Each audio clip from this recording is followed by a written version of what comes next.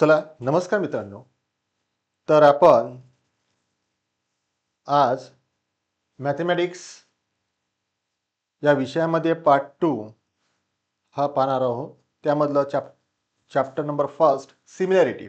तर बघा, हा जो चॅप्टर आहे विथ ऑप्शन 10 मार्क्ससाठी तुम्हाला बोर्ड एक्झामिनेशनला विचारला जातील. 10 मार्क्स विथ ऑप्शन. ओके, 10 मार्क्ससाठी विचारला जातील. तर सिमिलॅरिटी तुम्हाला बेसिक आयडिया माहितीच असेल की रेशो अँड प्रोपोर्शनमध्ये आपण काहीतरी पाहिलेलं होतं की रेशो आणि प्रोपोर्शनमध्ये युनिट वगैरे नसतात. रेशो म्हणजे ए अपॉन पी च्या फॉर्ममध्ये टर्म्स असतात, बरोबर आहे. तर त्यावर आधारित हा सिमिलॅरिटी नावाचा चॅप्टर आहे. तर सुरुवातीला फर्स्ट टॉपिक बघणार आहोत आपण, ratio of areas of two triangles. First topic we study ratio of areas of two triangles. बघा तुम्हाला two triangles. Ratio of areas of two triangles. लक्ष द्या. बघा, समजा तुमच्याकडे दोन ट्रायंगल असेल आणि दोन ट्रायंगलचा एरिया काढायचा असेल किंवा माहिती असेल तुम्हाला. सपोज एक मिनिट,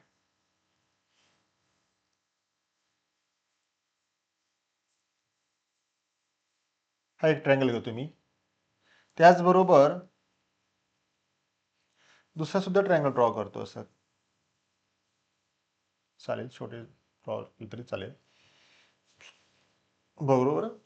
दोन ट्रायंगल घेतोय. Suppose ratio of areas of two triangles मध्ये तुम्हाला माहिती असेल तर एरिया ऑफ ट्रायंगल कसा काढतात. एरिया ऑफ ट्रायंगल काढण्यासाठी फॉर्म्युला कोणता आहे. एरिया ऑफ ट्रायंगल म्हणजे काय, 1/2 पाया गुणिले उंची, लेंथ म्हणजे बेस इंटू हाईट असं जरी म्हटलं तरी चालेल. Base into height, 1/2 base into height. आता सपोज फर्स्ट ट्रायंगल जर तुम्ही म्हणत असाल बाळा की हा आमच्याकडे A B C B C, second triangle P Q R. Okay, असे दोन ट्रायंगल्स आहेत. एका ट्रायंगलमध्ये AD is perpendicular to B C असं म्हणत असाल तरी चुकीचं नाही आहे. AD is perpendicular to B C. दुसरीकडे P S is perpendicular to Q R, नाही का. आता परपेंडिक्युलर जर दिसत असेल तर एडी झाली ही हाईट, बी सी झाला बेस. ट्रायंगल एबीसीच्या संदर्भात बोललो मी. तोच दुसरा ट्रायंगल जर तुम्ही कन्सिडर करत असाल, पी क्यू आर हा सेकंड ट्रायंगल दिसतो. In this triangle P S is perpendicular to Q R. P S is perpendicular to Q R. नाव बघा, इथे मला काय म्हणायचं होतं की ratio of areas of two triangles मध्ये डायरेक्टली दोन ट्रायंगलचा तुम्हाला एरिया माहिती असेल आणि त्याचा रेशो जर घेतला आपण, एरियाचा रेशो, तर काय लिहू शकतो आपण ते पहा. त्यासाठी आपण डायरेक्टली असं म्हणू शकतो,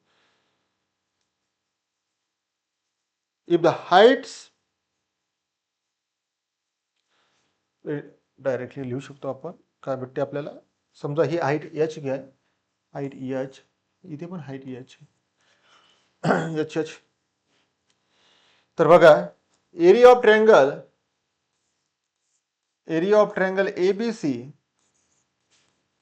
area of triangle ABC upon area of triangle P Q R. Area of triangle P Q R, area of triangle ABC upon area of triangle. तर काय आता सांगितलं मी तुम्हाला की 1/2, आधी असं लिहून घ्या वाटल्यास, काय बनतं ते पाहूया नंतर, थोडं व्यवस्थित वाटेल तुम्हाला समजायला. 1/2 बेस इंटू हाईट. बेस काय रे बाळा, आधी सांगितलं 1/2 बेस, इथे दिसतंय B C, height AD, height AD upon इथे काय बेस सेकंड ट्रायंगल मध्ये क्यू आर म्हणजे 1/2 इंटू बेस झाला QR आणि हाईट काय होते बाळा PS, हाईट PS. तर बघा 1/2 कॅन्सल होतो, मग राहील काय BC into AD upon QR into PS. पहा तिथे ऍक्च्युली हाईट असं मेन्शन नाही करायला पाहिजे तुम्ही HH, कारण की मी जर हाईट सेम जर दाखवली इथे तर AD आणि PS हा सुद्धा कॅन्सल होईल. तर ह्या केसमध्ये सध्या मी जी हाईट आहे सेम दाखवत नाही, हाईट राहू द्या, अननोन राहू द्या. ओके, हाईट आहे पण सेम आहे का डिफरंट आहे मी सांगत नाहीये, त्याच्यात काही बोलत नाहीये सध्या. दिस इज अ हाईट. ओके, तर काय मिळालं तुम्हाला BC म्हणजे बेस इंटू AD म्हणजे बेस आणि हाईट अपॉन बेस आणि हाईट यांचा रेशो मिळतो तुम्हाला. कशामध्ये जेव्हा दोन ट्रँगलचा एरिया ऑफ द रेशो घेत असाल तर सरळ तुम्हाला बेस आणि हाईट यांचा सुद्धा रेशो मिळतो. ओके, पण स्टेटमेंट काय बनतं मग तुम्हाला याच्यावरून असं, हेन्स याचे स्टेटमेंट लिहून घेऊया. हेन्स स्टेटमेंट असं मिळतं बाळा, hence the ratio of the areas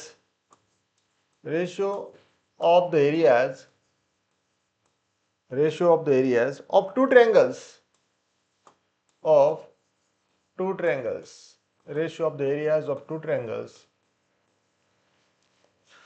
is equal to the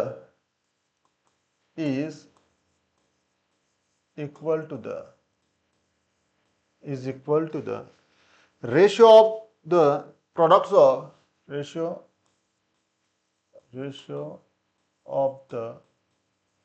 of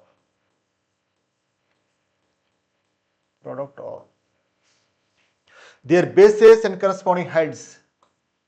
Product of their bases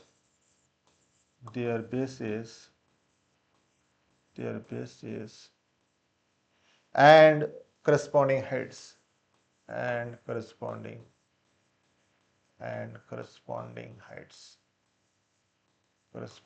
heights. Okay, मला हाय म्हणजे आपण सुरुवातीला एक ट्रायंगल घेतला होता बाळा, की ABC नावाचा एक ट्रायंगल होता ज्यामध्ये AD is the height, BC is base. Second triangle we consider PQR. In this case PS is the height of the triangle and QR is the base of the triangle. We apply, इथे आपण areas of triangle हा formula apply करून म्हणजे 1/2 base into height triangle ABC साठी, त्याचबरोबर 1/2 base into height हा triangle AD PQR साठी, त्यावर आपल्याला सरळ एक रेशो मिळतो, तो म्हणजे BC अप इंटू AD. बघा BC इंटू AD हा एक रिझल्ट मिळतो actually. Area of triangle ABC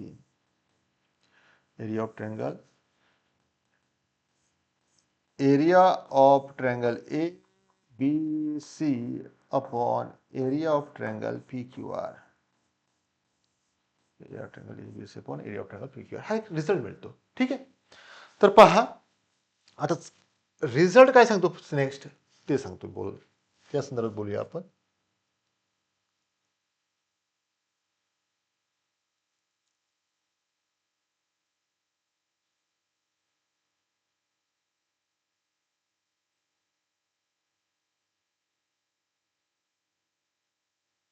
तर रिझल्ट पाहतो. म्हणजे फर्स्ट सपोज मला असं म्हणायचं होतं की condition first, property number first लिहून घ्या. खूप महत्वाची आहे प्रॉपर्टी, म्हणजे तुम्हाला सहज लक्षात येतील. प्रॉपर्टी फर्स्ट काय असतं प्रॉपर्टी? समजा the ratio of the areas of two triangles with equal Heights, the ratio of the areas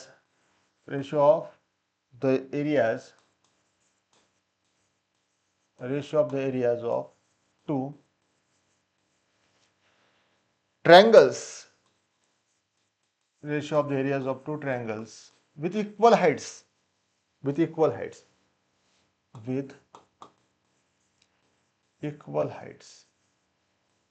with equal heights.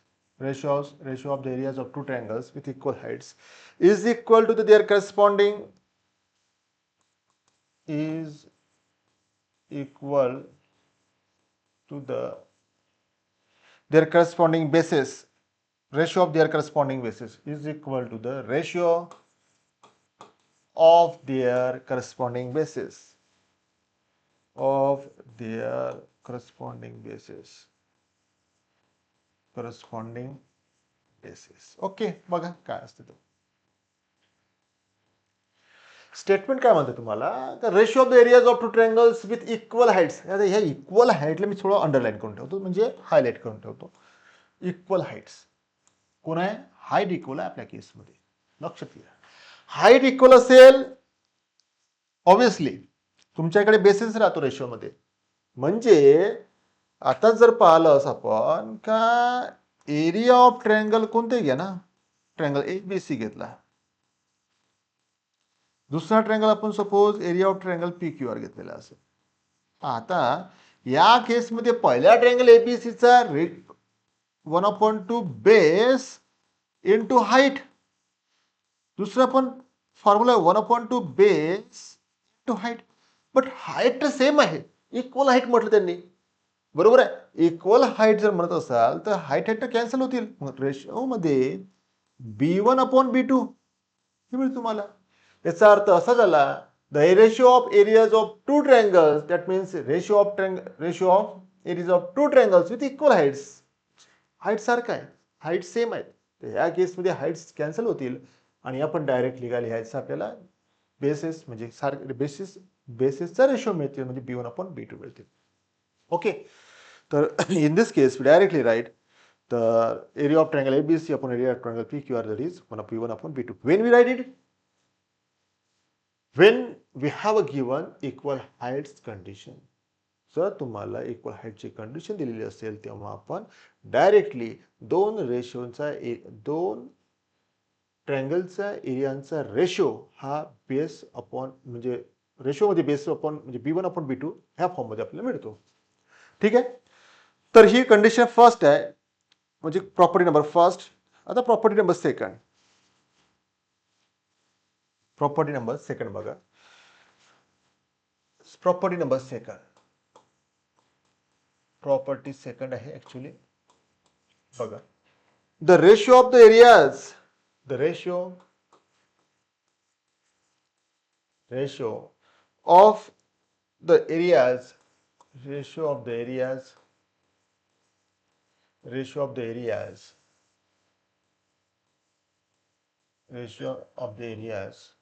of two triangles, ratio of the areas of two triangles. पहा काय असतं, with equal basis. त्यांनी mention केलं बघा इथे का with equal basis, with equal basis.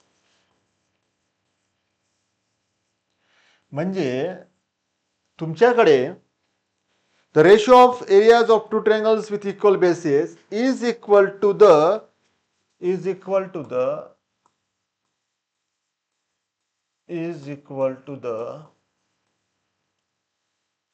ratio of their corresponding heights, is equal to the ratio of their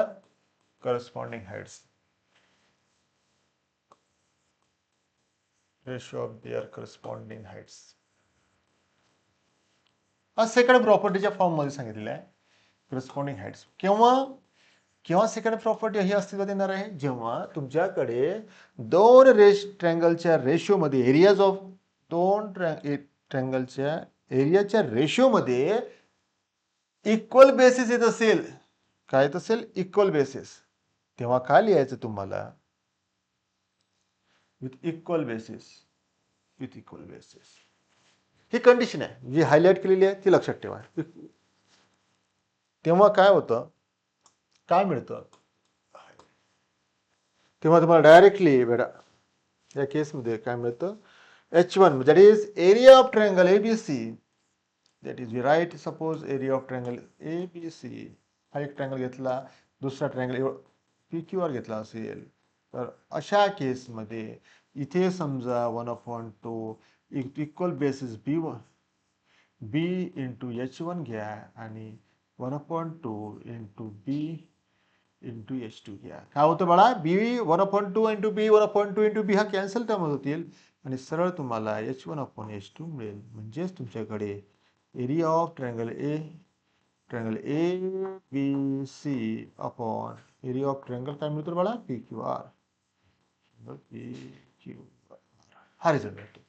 हे छोटे छोटे रिझल्ट आहेत, ट्रायंगल्स वगैरे काही.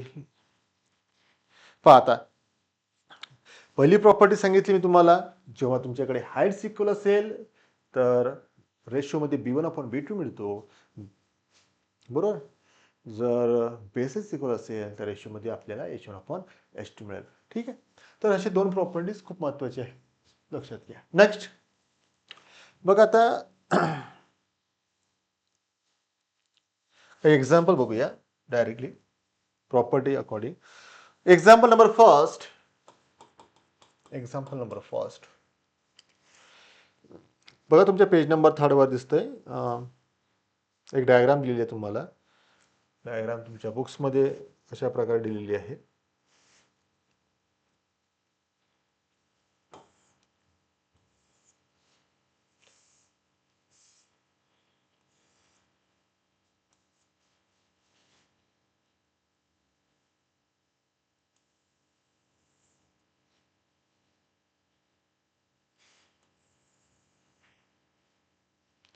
म्हणजे ए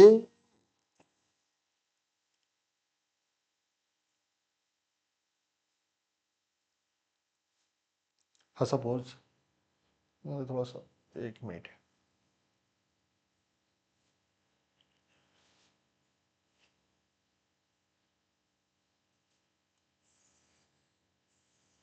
असा ठीक आहे, तो समजून घ्या.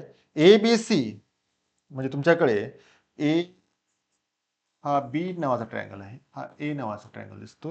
ए बी सी, ठीक आहे. एक मिनिट, तुला ए बी सी हा एक परपेंडिक्युलर ड्रॉ केलेला आहे. ए बी सी हा ई बुक्स मध्ये दिसते तुम्हाला, पेज नंबर 3 वर. ई हा सी असेल, पर त्याला जॉईन केलेलं त्यांनी असं.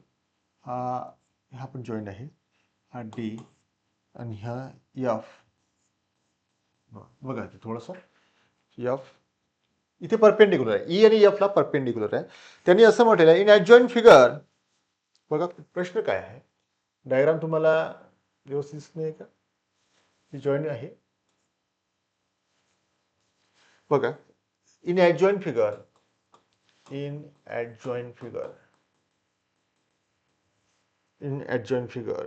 काय दिलेलं आहे ते बघा. हा क्वेश्चनच आहे, प्रश्नच आहे. त्या प्रश्नामध्ये A is perpendicular to segment B C. Okay, given आहे बाळा हे सगळं. Segment D F is perpendicular to line B C, ठीक आहे. आणि A is equal to 4, DF is equal to 6, then find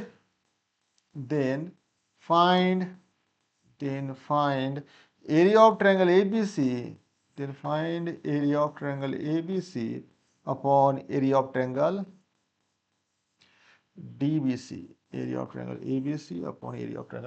okay. तर बघा हा प्रश्न आहे तुमच्याकडे, तुम्हाला एक ॲडजॉइंट फिगर दिलेली आहे.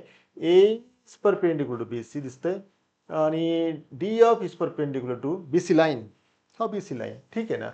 तर A is equal to 4, D F is equal to 6, असं जर असेल तर हे काढा, म्हणजे एरिया काढा. पण ह्या केसेसमध्ये जर तुम्ही थोडं नोटीस जर केलं असेल, बीसी एक लाईन आहे,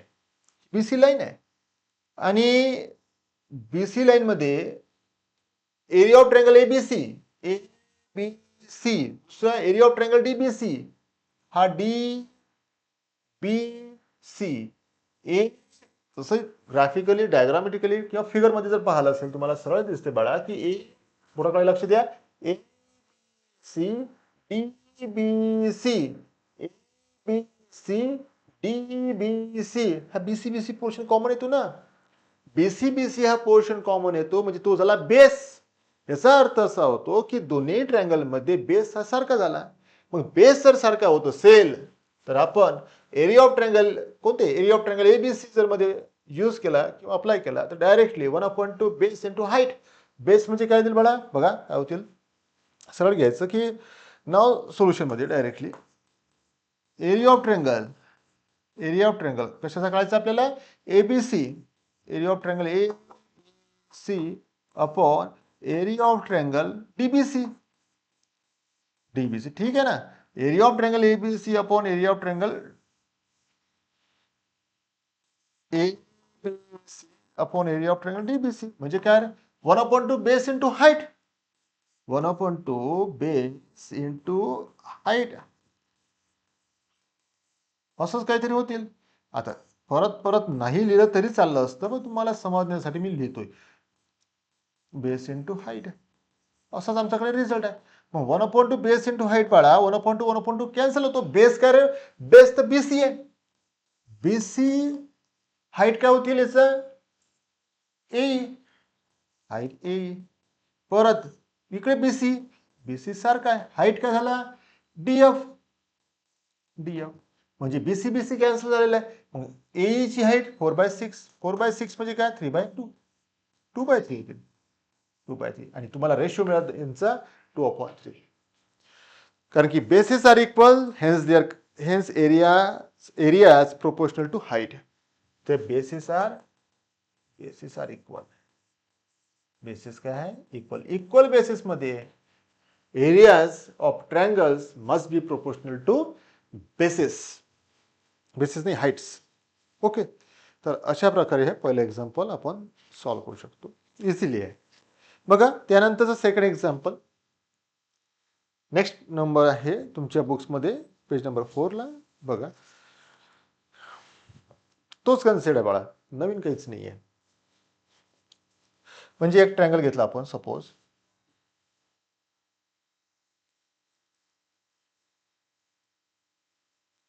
एका ट्रायंगल मध्ये असा ट्रायंगल घेऊया आणखी थोडासा बरं हा ट्रायंगल घेतला सपोज. ह्या ट्रायंगल मध्ये सॉरी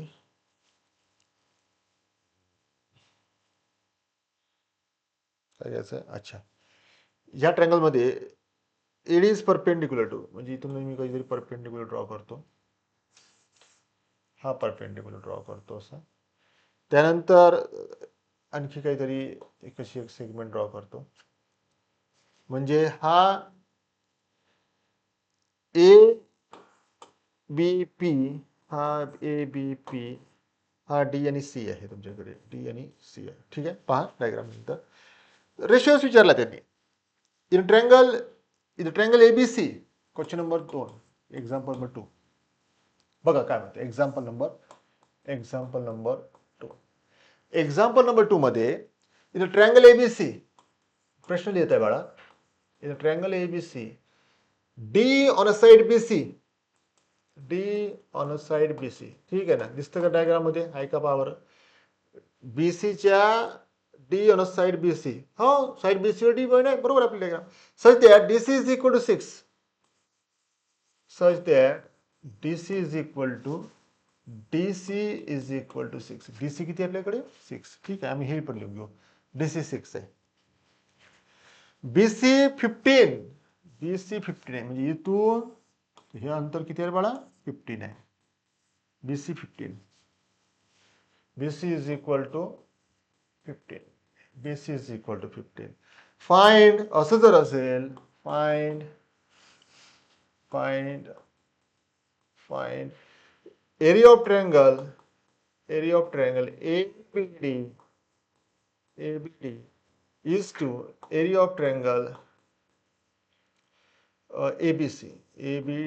ABC second त्याचबरोबर and area of triangle ABD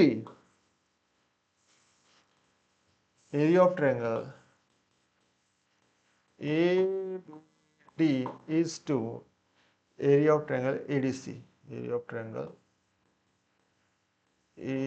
D C. Okay, पहा थोडस लक्ष द्या. तो जर नोटीस जर केलं असेल तर एक पॉईंट ए हा कॉमन आहे, त्यामध्ये ए बी डी हा पहिला ट्रायंगल झाला, दुसरा ए बी सी, ठीक आहे ना, ए डी बी सी. बर, यामध्ये हाईट एक कॉमन भेटणार आहे, ती म्हणजे कारण की तो कॉमन पॉईंट झालेला आहे ठराविक अंतरानुसार, म्हणजे हाईट काय या दोघांसाठी ए डी ही हाईट सारखी आहे, ए बी सी परत ही हाईट सेम मिळेल तुम्हाला. म्हणजे सोल्युशन मध्ये तुम्ही जर या दोन ट्रँगलचा रेशो घेतला, एबीडी पहिला ट्रँगल, दुसरा ट्रँगल म्हणजे एबीसी, या दोन्ही ट्रँगल मध्ये एपी ही हाईट सेम आहे. मग area of triangles here in this case, in first triangle area of triangles ratio, height is same, heights are equal. So we write directly, असं लिहिलं तरी चालेल का एबीसी, हा बरोबर नाही, ठीक आहे, कोलिनियर सुद्धा आहे का, आपण point A is common vertex of ABD ADC and their bases are collinear, heights are of this three triangles are equal. तेच ते आहे. थोडंसं तुम्हाला लिहून देतो मी की point in this case, point A हा कॉमन आहे, तुमच्या बुक्समध्ये दिलेला आहे, सोल्युशनमध्ये दिसतो तुम्हाला, कॉमन आहे, कॉमन वर्टेक्स ऑफ ट्रँगल, तिन्ही ट्रँगलसाठी, ट्रँगल ए बी डी, ट्रँगलसाठी सुद्धा triangle A C, triangle A C आणि ट्रँगल ए बी सी सुद्धा, and triangle A, B, C also. And their bases are collinear. And their bases एकाच रेषेत आहेत ना तिन्ही. कोलिनियर म्हणजे काय? कोलिनियर कशाला म्हणतात? If any points are same direction, line straight line one line, तिन्ही पॉइंट ए बी डी हे तिन्ही पॉइंट एका लाईनवर लाय करतात, म्हणजे एका डायरेक्शनला आहेत, त्यामुळे ते कोलिनियर आहे. Their bases are collinear, their bases are collinear. ठीक आहे, ठीक आहे ना, थोडं व्यवस्थित वाटते. मग hence heights of this three triangles are equal. Collinear आहे, ऑब्विसली हाईट्स काय असायला पाहिजे हे समजण्यासाठी बाळा सगळं काही. heights of these three triangles are equal. Heights of these three triangles are equal.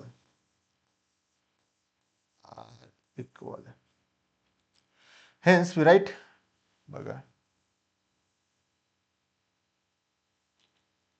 मग याच्यावरून आपण काय लिहू शकतो बाळा, तर आपल्याला डायरेक्ट माहिती आहे ना, बीसी माहिती आहे. समजा तुम्हाला आता बीसी वगैरे दिलेला आहे, बीसी किती आपल्याकडे, बीसी बघा, बीसी किती आहे बाळा, 15 आहे. बरं, डीसी किती आहे, 6 आहे, डीसी 6 आहे, गिवन दिलेले आपल्याला सगळे, बीसी 15, डीसी 6 आहे.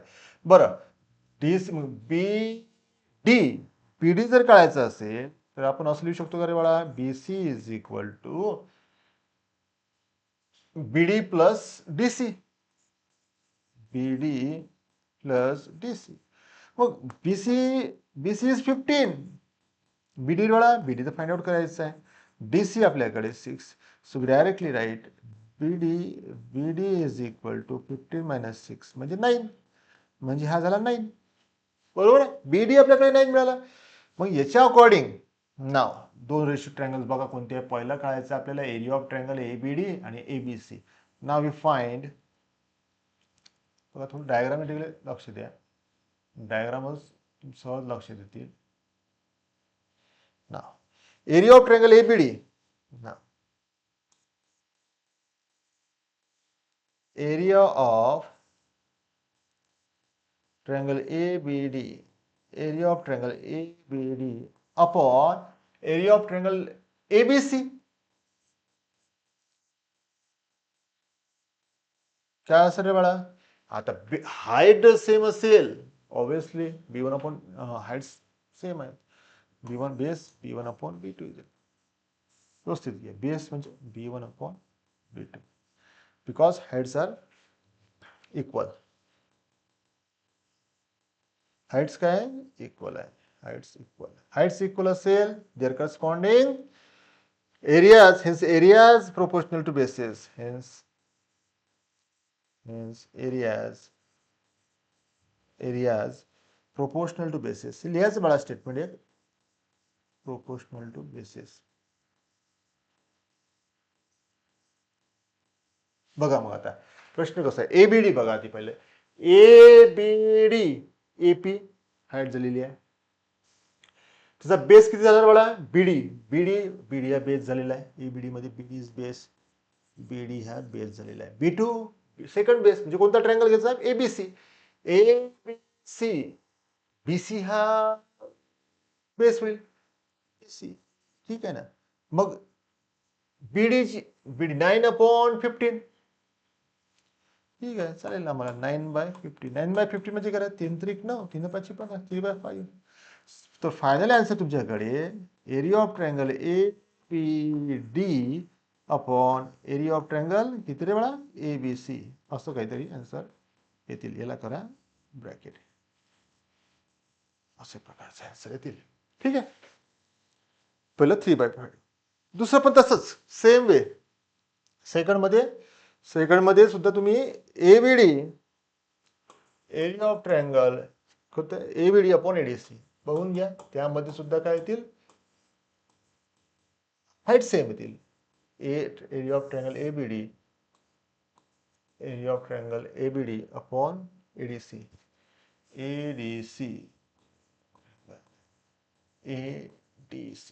परत तसंच काय बाळा. B1 upon B2 that is 9/6 म्हणजे 3/2 येतो. झाला आन्सर. याला तुम्ही असं लिहू शकता. जर तुम्हाला जर वाटलं सर याला आम्ही असं लिहू शकतो का? Area of triangle ABD is two आहे. इज टू म्हणतात त्याला. 2 डॉट म्हणजे काय बाळा? Is two triangle of ratio मध्ये लिहिला आहे तो. नोटेशन आहे ते. इज इक्वल टू 3:2 असं लिहिलं तरी चुकीचं नाहीये. लक्षात? बरोबर आहे. कळतंय का? सेम आहे बाळा. सहज सॉल्व्ह होऊ शकतं. तर अशा प्रकारे आपण याला सॉल्व्ह करू शकतो. यानंतर जे एक्झाम्पल्स आहे म्हणजे प्रॅक्टिस सेट 1.1 हे आपण पुढच्या क्लासला बघूया. थांबूया इथे. धन्यवाद.